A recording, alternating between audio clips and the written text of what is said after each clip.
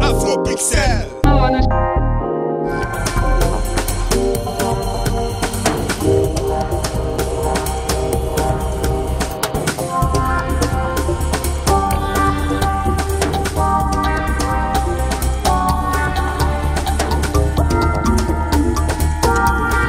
Et la question des villes africaines m'intéresse à deux titres.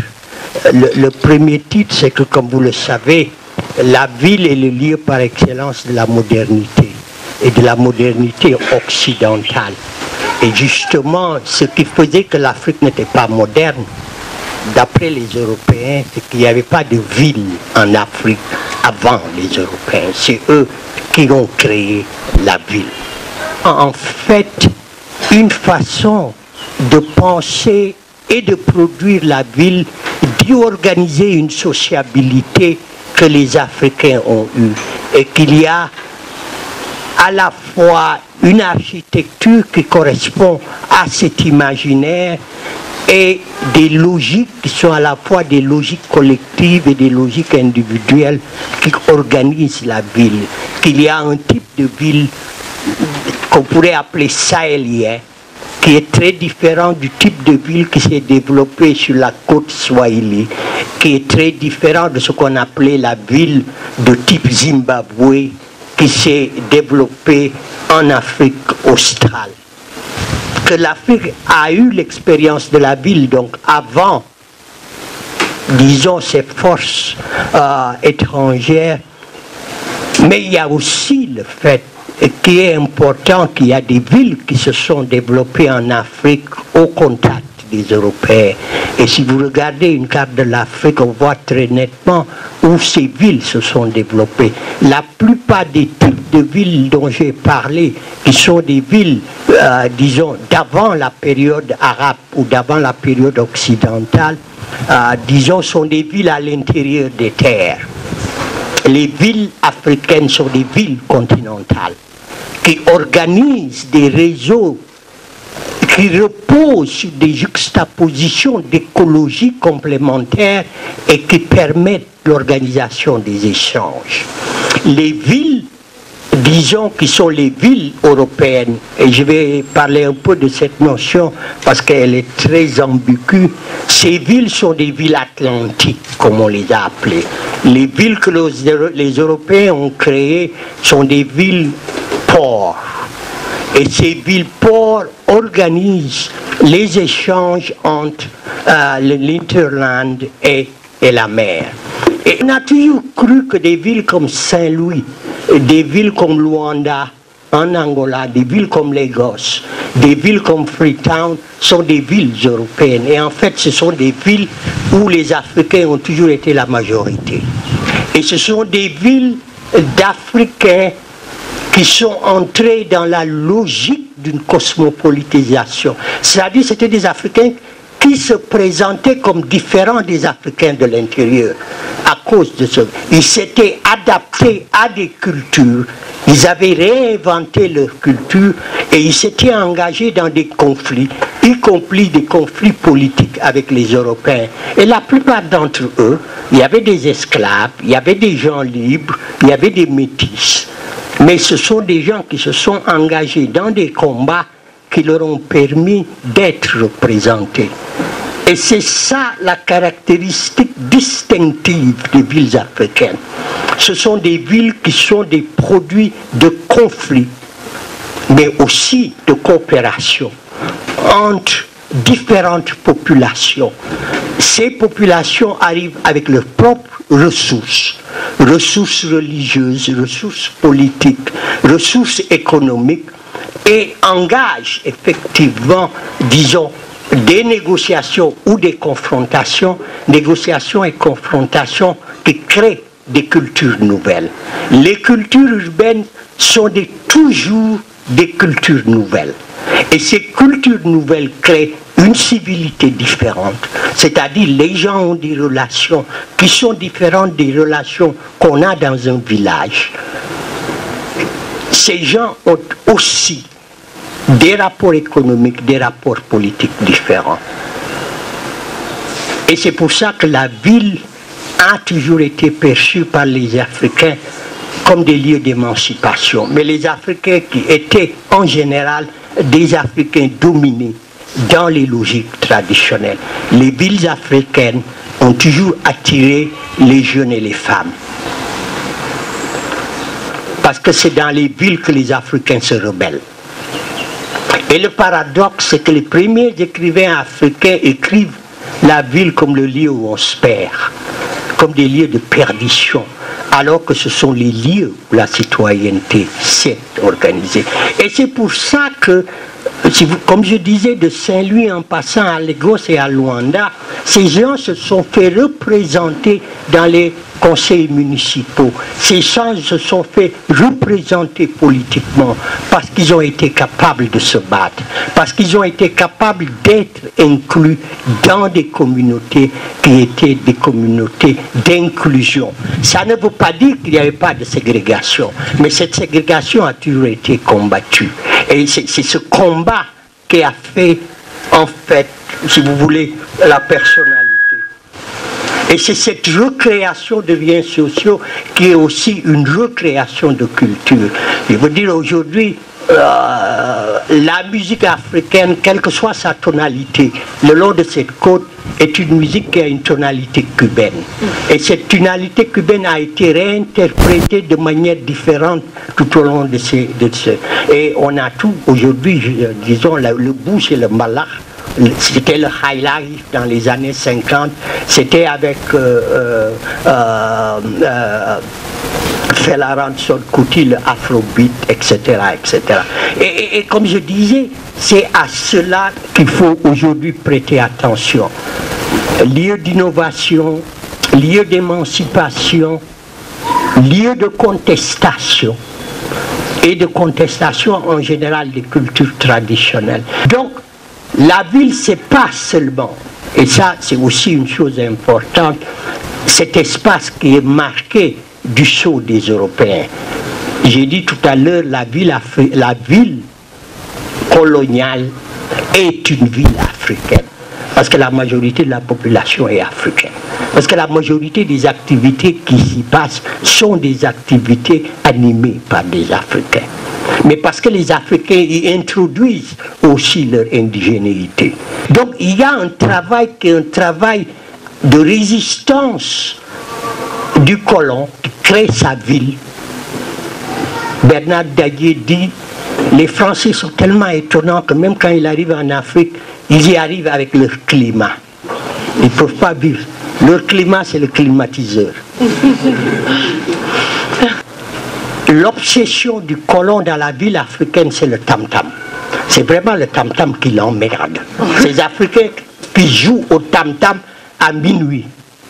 Et c'est ça qui démontre que cette ville, il y a une véritable présence, une véritable pénétration, il y a un véritable combat de lutte. Et ce combat de lutte a des expressions qui sont des expressions multiples.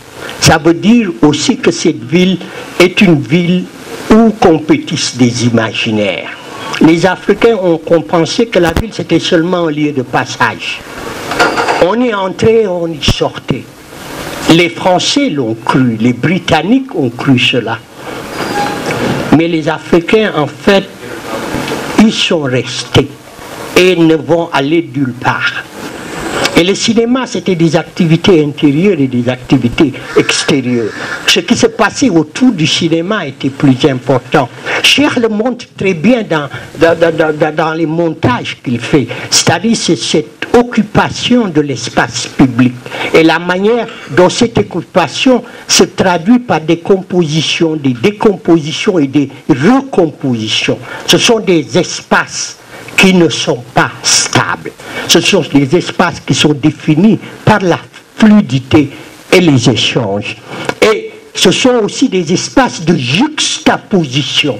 Et ces juxtapositions permettent toute une série de réinventions. Aujourd'hui, si ces espaces sont disparus, avec quoi ont-elles été remplacés? Et au moment de la colonisation, en particulier, l'idée de Senghor, c'était de recréer la ville africaine. C'était de recréer une ville qui était le produit d'un métissage, mais qui était un métissage dont l'indigénéité devrait être réaffirmée, mais une indigénéité rationalisée. Senghor, c'est le modernisme. Senghor tente, et les libertés, on oublie souvent qu'avant d'être des maisons où on habite, les libertés c'était des livres. C'était des livres. Et ces livres parlaient de la négritude, parlaient du socialisme africain et parlaient de l'africanité. Et si vous regardez cette image, c'est une projection. C'est la projection de livres. C'est la traduction physique d'une pensée.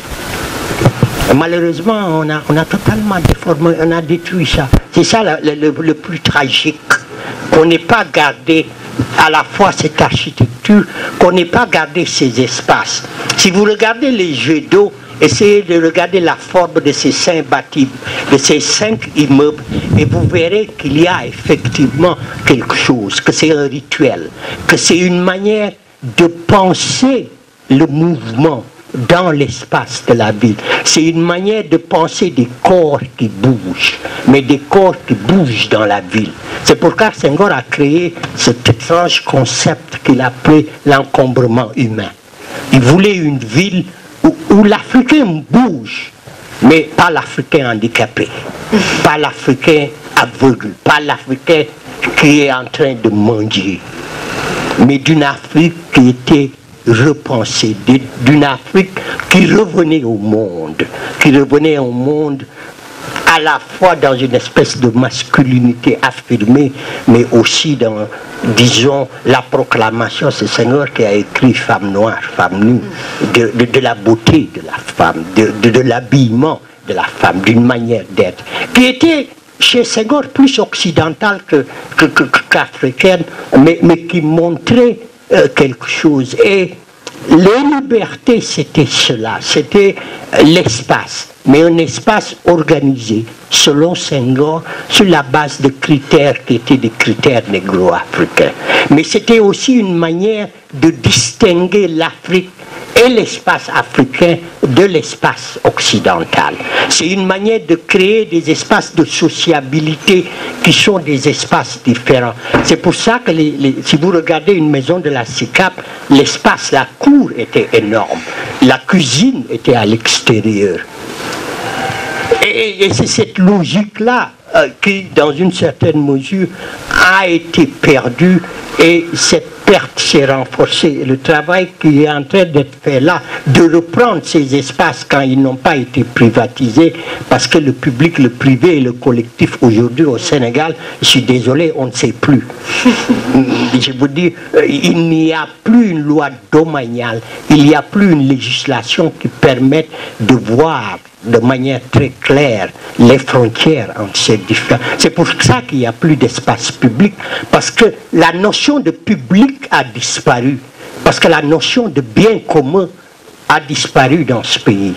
Aujourd'hui, ce pays est défini par la logique de la cooptation, du clientélisme, de la transhumance et de la corruption.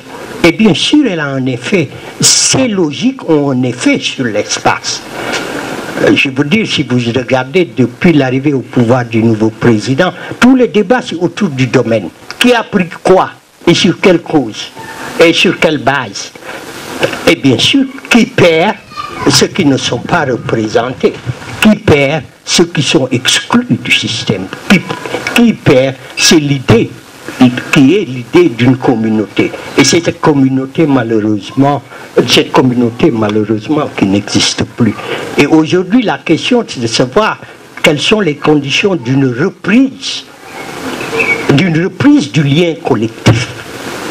Quelles sont les conditions d'une refondation, non pas politique, mais morale, d'une société en crise, d'une société qui traverse l'une des crises les plus profondes de son existence, mais qui se cache derrière le cache-sexe, disons, d'un pays où les confréries ont toujours été présentes, où les chefs religieux ont prié pour que tout se passe bien. Et c'est cela aujourd'hui qui est le problème. Le problème, c'est de mettre sur la place publique l'ensemble de ces contraintes pour refonder moralement cette société. Et sans cette refondation morale, il ne peut pas y avoir de refondation physique. On ne peut pas recréer la ville, on ne peut pas recréer de nouveaux liens.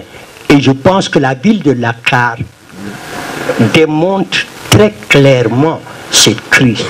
C'est une ville sans espace vert.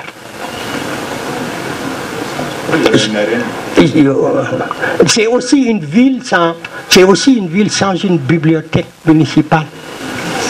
C'est une ville où théoriquement on ne doit pas lire, on ne doit pas aller au cinéma, on ne doit pas lire, on ne doit pas jouer au sport. On peut lutter. Il semble que c'est aujourd'hui le gros truc. Tout le monde lutte.